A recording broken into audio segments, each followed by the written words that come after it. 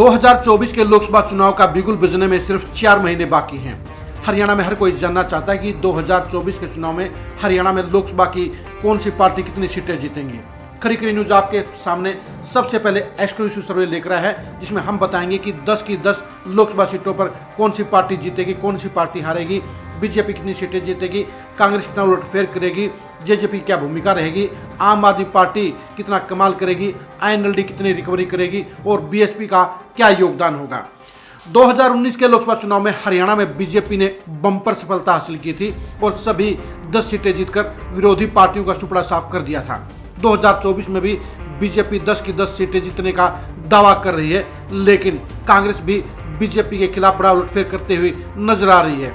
हम सभी 10 की 10 सीटें एक एक करके आपके साथ में साझा करेंगे और बताएंगे कि आज की तारीख में, आज के माहौल में अगर चुनाव होते हैं तो कौन सी पार्टी को कितनी सीटें मिलेंगी। सबसे पहले आज हम शुरुआत कर रहे हैं अंबाला से। अंबाला लोकसभा सीट 2014 और 2019 में लगातार बीजेपी 2 बार जीती है।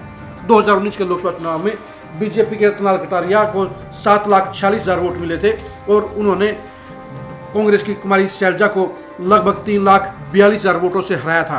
कुमारी शैलजा को 4,04,163 वोट मिले थे। बीएसपी को 96,000 वोट मिले थे।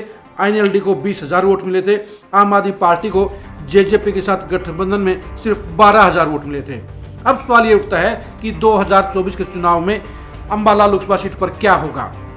इसमें बीजेपी के सांसद रतनलाल कटारिया स्वर्गवासी हो चुके हैं। ऐसे में वहां पर बीजेपी को नया चेहरा उतरना पड़ेगा। हम कांग्रेस की तरफ से कुमारी शैलजा और बीजेपी की तरफ से रतनलाल कटारिया की पत्नी बंतो कटारिया को प्रत्याशी मानकर इस सर्वे पर काम किया है और इसके लिए हमने 9 के 9 विधानसभा क्षेत्रों में जाकर लगभग 10,000 लोगों का फीडबैक लिया है और उसके आधार पर ही हम इस सर्वे को लेकर आपके सामने आए हैं। अगर वर्तमान हालात जैसे ही बरकरार रहते हैं और उन हालात में चुनाव होते हैं तो साफ तौर पर अंबाला सीट पर उलटफेर होता हुआ नजर आ रहा है और कांग्रेस बीजेपी पर भारी पड़ती नजर आ रही है। आज के माहौल के अकॉर्डिंग ही अगर चुनाव होते हैं, हम आपको बता दें कि 7 विधानसभा क्षेत्रों में से 4 पर बीजेपी को लीड मिलेगी और 5 विधानसभा क्षेत्रों में कांग्रेस को लीड मिलेगी। जहां बीजेपी को लीड मिलेगी वो विधानसभा क्षेत्र हैं पंचकुला, अंबाला सिटी, अंबाला कैंट और यमुनानगर। जिन सीटों पर कांग्रेस को लीड मिलेगी वो है कालका, नारायणगढ़, मुलाना, सडोरा और जगाधरी।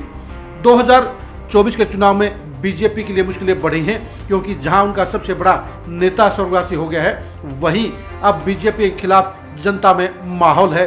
खास तौर पर देखा जाए तो किसानों में, सिखों में, मुसलमानों में और हरिजन वोटरों में बीजेपी को लेकर खिलाफत है। इसलिए 2019 के चुनाव में लगभग 3.5 लाख वोटों से जीतने वाली बीजेपी के लिए 2024 में चुनाव जीतना मुश्किल होता हुआ नजर आ रहा है। हम आपको बता दें कि विधानसभा वाइज कौन सी सीट पर कौन सी पार्टी को कितनी बढ़त मिल सकती है। सबसे पहले बात करते हैं कालका में। कालका सीट पर कांग्रेस को बढ़त मिलती नजर आ रही है। कांग्रेस वहां पर 60,000 से 65,000 वोट ले सकती है, तो बीजेपी भी वहां पर 55,000 से 60,000 वोट ले सकती है। यानी कांग्रेस को कालका सीट पर लगभग 8 से 10,000 वोटों की लीड मिलेगी। पंचकुला सीट के ऊपर हालात बिल्कुल चेंज हो जाते हैं।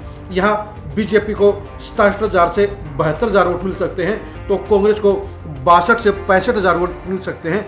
यानी यहाँ पर कांग्रेस की बजाय बीजेपी को 8 से 10,000 वोटों की लीड मिल सकती है। यानी बीजेपी और कांग्रेस पंचकुला और कालका में दोनों ही एक एक सीटों पर लीड लेते हुए बराबरी पर रह सकती है।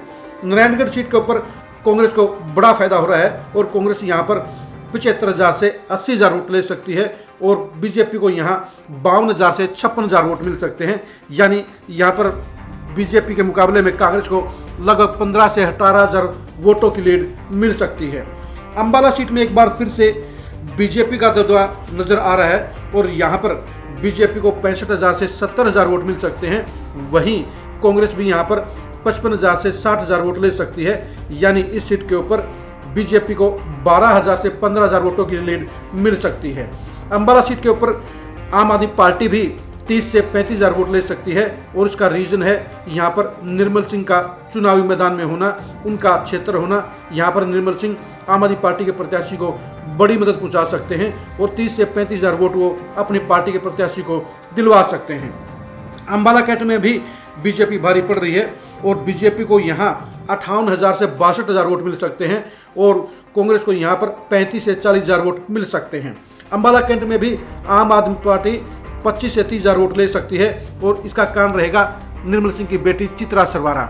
चित्रा सरवारा के कारण ही आम आदमी पार्टी लगभग 25 से 30,000 वोट अंबाला कैंट सीट पर ले सकती है।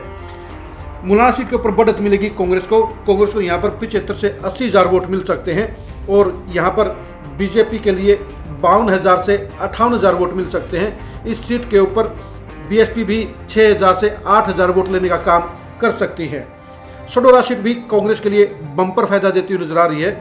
यहाँ पर कांग्रेस को लगभग 75,000 से 82,000 वोट मिल सकते हैं और बीजेपी को इस सीट पर 59,000 से 65,000 वोट मिल सकते हैं, यानी करीब करीब मान सकते हैं यहाँ पर कांग्रेस को लगभग 20 से 25,000 वोटों की लीड सडोरा विधानसभा सीट पर मिल सकती है।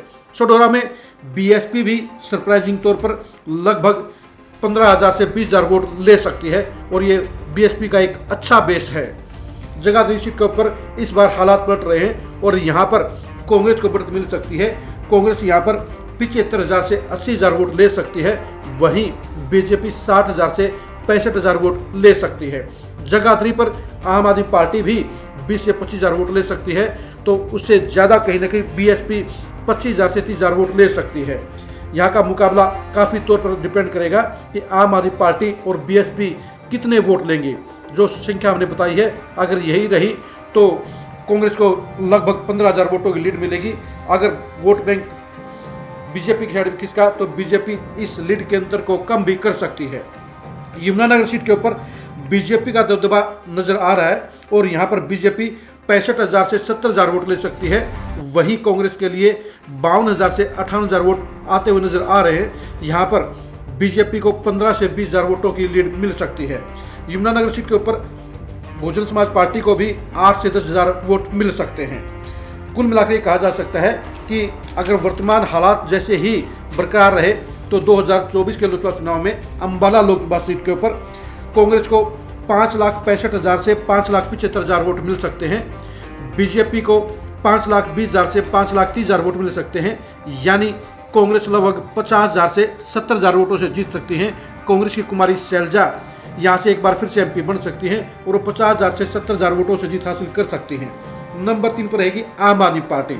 आम आदमी पार्टी 80,000 से 90,000 वोट ले सकती है। अगर निर्मल सिंह के परिवार ने अच्छा जोर लगाया और अरविंद केजरीवाल ने भी यहाँ दौरे किए तो ये वोटों की संख्या 1 लाख तक पहुँच सकती है, यानी आम आदमी पार्टी अंबाला लोकसभा सीट पर 1 लाख वोटों तक पहुँच सकती है और नंबर 3 पर रहेगी। नंबर 4 पर रहेगी बीएसपी। बीएसपी 80,000 से 90,000 वोटों तक पहुंच सकती है। आपको बता दें 2019 के चुनाव में भी बीएसपी के प्रत्याशी ने अंबाला लोकसभा सीट पर 96,000 वोट लिए थे और वो संख्या 2024 में भी बरकरार रह सकती है। 5वें नंबर पर रहेगी आईएनएलडी। आईएनएलडी 20 से 25,000 वोट ले सकती है और ये वोट लेने में सबसे बड़ा योगदान, सबसे बड़ी भूमिका रहेगी दिलबाग सिंह की यमुनानगर से, जो अभय सिंह चौटाला के समधी भी हैं। उनकी मेहनत के बलबूते पर आईएनएलडी यहाँ पर 25 से 30,000 वोट भी ले सकती है। जेजेपी सबसे लास्ट में 6ठे नंबर पर रहेगी, फीसदी रहेगी और वो सिर्फ 10,000 से 15,000 वोट ले सकती है। वोटों का ये गणित बता रहा है कि कुमारी शैलजा 2024 में बीजेपी प्रत्याशी को हराकर यहाँ सांसद बन सकती हैं, यानी ये सीट बीजेपी से कांग्रेस छीन सकती है। हम आपको बता दें, हमने आपको जो आकलन बताया है वो कांग्रेस के टिकट पर कुमारी शैलजा और बीजेपी के टिकट पर बंतो कटारिया को प्रत्याशी मानकर किया है। अगर बीजेपी ने बंतो कटारिया की बजाय अनिल धनतोड़ी को टिकट दी तो भी परिणाम यही रहेगा, लेकिन अगर उसकी बजाय बलवंत सडोरा को बीजेपी ने टिकट दी तो मामला थोड़ा सा और टाइट हो सकता है। दूसरी तरफ अगर कांग्रेस ने यहाँ पर कुमारी शैलजा को टिकट दी तो जीत के स्पष्ट संकेत मिल रहे हैं, लेकिन अगर कुमारी शैलजा ने अंबाला की बजाय सिरसा से चुनाव लड़ा तो उन हालात में यहाँ पर कांग्रेस प्रत्याशी के लिए हालत टाइट हो जाएगी और उन कंडीशन में बीजेपी सीट को बरकरार रख सकती है। यानी कैंडिडेटों के आधार पर अंबाला सीट का चुनाव रहेगा। कांग्रेस की तरफ से कुमारी शैलजा यहाँ से चुनाव लड़ती हैं तो उनके जीत के प्रबल और साफ आसार रहेंगे। बीजेपी के लिए दिक्कत इस बात की है कि 2019 में जहाँ उसने 3,42,000 वोटों से चुनाव जीता था, वहीं 2024 के चुनाव में उसके खिलाफ विरोध बढ़ गया है। 2019 के चुनाव में सिखों और जाट वोटरों ने खुलकर बीजेपी को वोट दिए थे, जिसकी बदौलत बीजेपी को बम्पर जीत नसीब हुई थी। अब तक की सबसे बड़ी जीत 2019 में बीजेपी को मिली थी, लेकिन 2024 में हालात बढ़ रहे हैं और काफ़ी संख्या में वोटर अब बीजेपी से नाराज हैं, जिसके चलते बीजेपी के लगभग 2 लाख वोट कम हो रहे हैं तो कांग्रेस के 2 लाख वोट बढ़ रहे हैं। यही वजह है कि कैलकुलेट के तौर पर कांग्रेस 50,000 से 70,000 वोटों से अंबाला सीट पर जीतती हुई नजर आ रही है और कुमारी शैलजा की अगुवाई में ये सीट कांग्रेस बीजेपी से छीनने का काम कर सकती है। 2024 के चुनाव को लेकर हमें आपको फिर से बता दें कि अंबाला लोकसभा सीट का पहला सर्वे हम आपको बता रहे हैं और इस सर्वे संकेत कर रहा है कि अंबाला लोकसभा सीट के ऊपर कांग्रेस बीजेपी को हरा सकती है और कुमारी शैलजा यहां से एक बार फिर से सांसद बन सकती हैं। बीजेपी के लिए अंबाला सीट पर सबसे बड़ी समस्या मजबूत प्रत्याशी के चयन की रहेगी। उसके पास वर्तमान तौर पर जहां रतनलाल कटारिया की पत्नी बंतो कटारिया की दावेदारी है, तो वहीं शाहबाद से विधायक रहे अनिल दंतोड़ी भी लोकसभा चुनाव लड़ सकते हैं। बीजेपी इनके अलावा भी और प्रत्याशियों की तलाश कर रही है, क्योंकि बीजेपी ये सीट अपने पास बरकरार रखना चाहती है, जीत की हैट्रिक लगाना चाहती है। लेकिन फिलहाल कुमारी शैलजा बीजेपी पर भारी पड़ती नजर आ रही है और वो 2024 के चुनाव में आराम से अंबाला सीट से सांसद बनती नजर आ रही है। नंबर 3 पर आम आदमी पार्टी रहेगी, जो लगभग 1 लाख वोट हासिल कर सकती है। इसके पीछे पीछे बीएसपी भी है, वो भी 95,000 से 1 लाख वोट हासिल कर सकती है। नंबर 5 पर आईएनएलडी रहेगी, जो 20 से 25,000 वोट ले सकती है। नंबर 6 पे सबसे पीछे फिसडी रहेगी जेजेपी, जिसे सिर्फ 10 से 15,000 वोट मिल सकते हैं। यानी अगर बीजेपी ने जेजेपी के साथ गठबंधन बरकरार भी रखा तो उसे मात्र 10 से 12,000 वोटों का फायदा मिलेगा, जो उसके जीत के हालात को पलटने के लिए नाकाफी होगा। यानी कांग्रेस की 50,000 से 70,000 की जो लीड है उसको कट करने में जेजेपी का सहयोग भी बीजेपी के लिए काफ़ी नहीं होगा। जेजेपी यहाँ पर ज़्यादा कमजोरी बीजेपी को कोई फायदा नहीं दे रही है, यानी गठबंधन का फायदा बीजेपी को अंबाला सीट पर नहीं हो रहा है। 2024 के चुनाव में अंबाला लोकसभा सीट के परिणाम को जानने के लिए आप खरी न्यूज़ के साथ बने रहिए। 2024 के चुनाव में कांग्रेस और बीजेपी के बीच में होने वाले घमासान को जानने के लिए आप खरी न्यूज़ के साथ बने रहिए। 2024 के चुनाव में बीजेपी के बाद बीएसपी, आम आदमी पार्टी और जेजेपी की भूमिका को जानने के लिए भी आप खरी न्यूज़ के साथ बने रहिए। आप हमारे फेसबुक पेज को फॉलो कीजिए, आप हमारे यूट्यूब चैनल को सब्सक्राइब कीजिए। नमस्कार।